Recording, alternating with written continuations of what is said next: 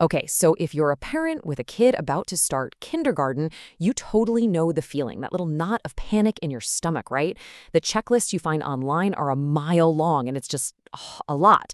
But what if the real checklist isn't about what your child already knows, but about how ready they are to learn? Let's get into it. This is the question that keeps parents up at night. Should they be able to write their name perfectly?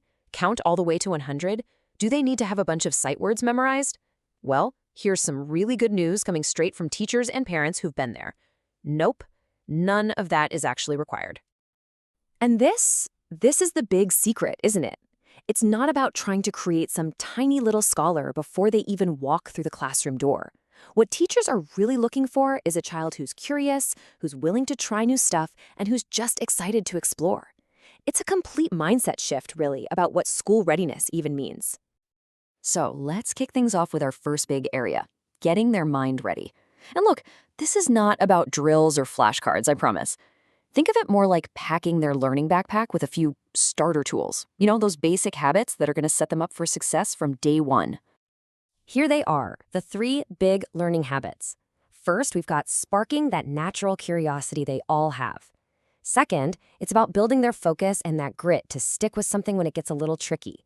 And third, laying those very first foundations for things like reading and math through something they already do all day long. Play. You know, curiosity is basically the engine for all learning. A kid who asks why or how come is already practicing the exact skills they're going to need in science class, in reading, everywhere. And our job, it's not to have all the answers. It's just to wonder right alongside them. And just look at how simple this stuff is. You don't need a fancy curriculum, a big question jar where you just jot down their questions to look up later. That's brilliant. And instead of jumping in with an answer, try saying, you know what? That's a great question. Let's find out together. You're showing them that learning is this fun adventure, not some pop quiz. This brings us right to persistence. This quote actually comes from this wonderful kid story about building a block tower that keeps, well, falling over. So here's the key idea. We have to help them reframe what a mistake is. A tumble, a crayon scribble outside the lines, a wrong answer, that's not failing. Not at all. It's just practice. And this is how we build that persistence. It's so simple, but so powerful. Instead of saying, wow, you're so smart, try something like, I love how you kept working on that puzzle even when the pieces weren't fitting.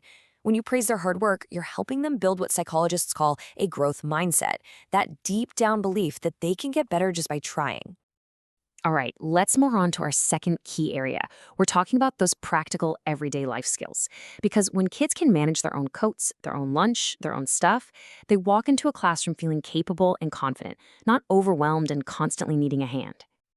The sources really zero in on these 3 pillars that make a huge, huge difference for teachers. First, just dressing skills, zipping a coat, pulling on their own shoes. Second, being able to handle their own lunch and snacks. And third, self-regulation and routines, like using the bathroom all by themselves. Seriously, getting these down frees up so much classroom time for actual learning. I absolutely love this because every kindergarten teacher on the planet knows this call. Mastering their own lunchbox is such a massive confidence booster. Just picture your kid sitting at that big cafeteria table, able to open everything all by themselves. That feeling of, I did it, it's just huge for them. So how do you get them there? Easy. You turn it into a game. The sources call it a lunchbox drill. Pack a practice lunch together and just let them practice unpacking it and packing it back up. Let them poke straws into empty juice boxes. Let them serve themselves at dinner. These little, playful moments at home translate directly to big-time confidence at school. Okay, so we've covered the mind and the hands. Now for our last and you could argue most important area, the heart.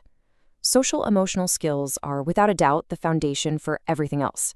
If schoolwork is the house, these skills are the concrete slab it's all built on. Think of social skills like a puzzle. You need every single piece. Sharing, handling frustration when things don't go their way, using their words, solving little problems on their own, and of course, listening. All of these are essential for making friends and being part of a happy classroom. Let's just zoom in on one of these for a second. Speaking up. It is so easy for a little kid to just grab a toy they want or to whine. The real goal is to help them find what one of the sources calls their kind and confident voice, so they can ask for what they need politely. And this shows you exactly how it connects. You can practice this at home, where there's zero pressure. Just role play. Pretend you have a toy they want, and let them practice saying, "Can I have a turn when you're finished?" That simple little game at home gives them the exact script they need to handle a busy classroom with kindness. So, as we start to wrap this up, let's just be super clear. The goal of all of this is not to produce some perfect little student on day one. It's about nurturing a growing, learning human being. You are planting the seeds of curiosity, independence, and resilience. I know, does this feel like a lot to add to your plate? It really doesn't have to be. The sources stress this over and over again. You don't need these long, structured lessons. We're talking 5 minutes a day. Practice zipping a coat while you're getting ready to leave. Ask one curious question at the dinner table. That's it. Short, consistent, and playful is the name of the game. Please, please take this message to heart. Parenting is already the biggest job there is. This isn't about piling on more pressure. It's about finding those little moments to connect with your kid and build these skills naturally. Your encouragement and your patience, those are the most important ingredients. So, the real takeaway here is to see yourself less like a drill sergeant and more like a gardener. You're just tending to their natural growth. You're watering those little seeds of curiosity and independence every single day with your love and your encouragement. And you know what? They will grow. Let's just end on this thought. What if we shifted our own question? What if we went from one based in anxiety, "Are they ready?" to one based in joyful discovery? How can we get curious together? It changes everything. It takes all that pressure off and puts the focus right back where it belongs, on connection, on exploration, and on building a love of learning that's going to last them a lifetime.